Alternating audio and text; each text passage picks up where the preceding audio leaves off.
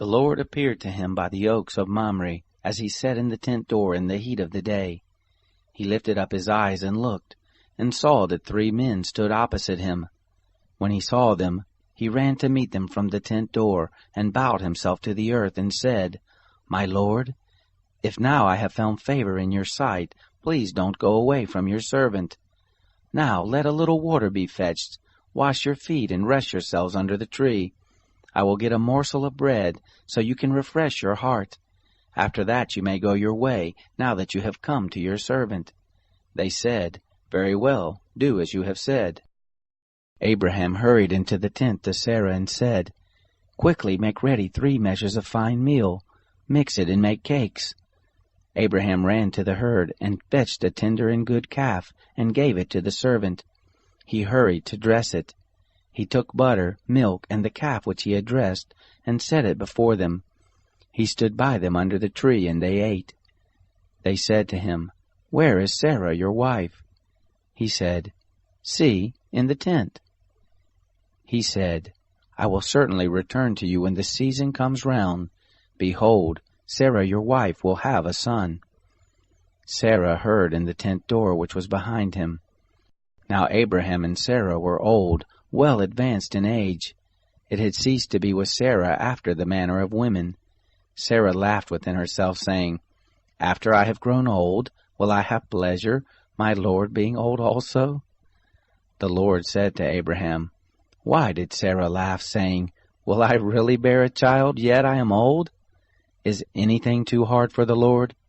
At the set time I will return to you, when the season comes round, and Sarah will have a son."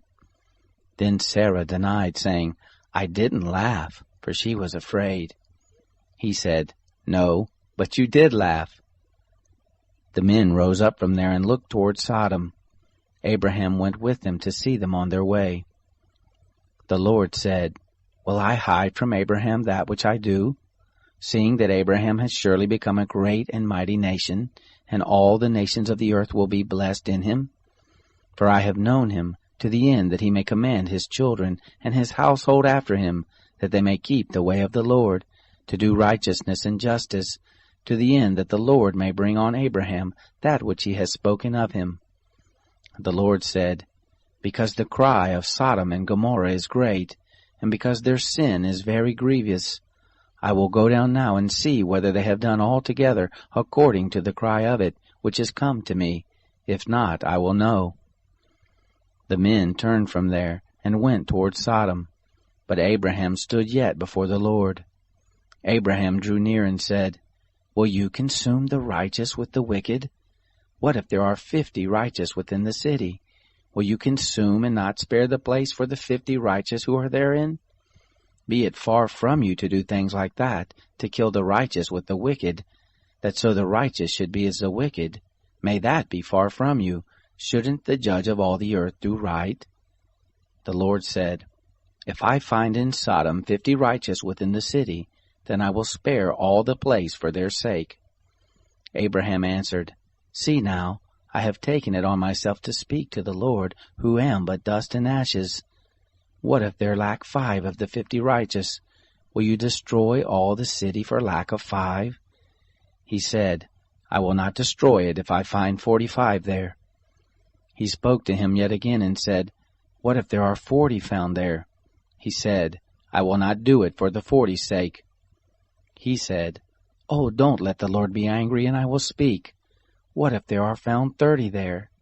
He said, "I will not do it if I find 30 there." He said, "See now, I have taken it on myself to speak to the Lord. What if there are 20 found there?" He said, "I will not destroy it for the 20's sake." He said, "Oh, don't let the Lord be angry, and I will speak yet but this once. What if 10 are found there?" He said, "I will not destroy it for the 10's sake." The Lord went his way as soon as he had finished communing with Abraham, and Abraham returned to his place.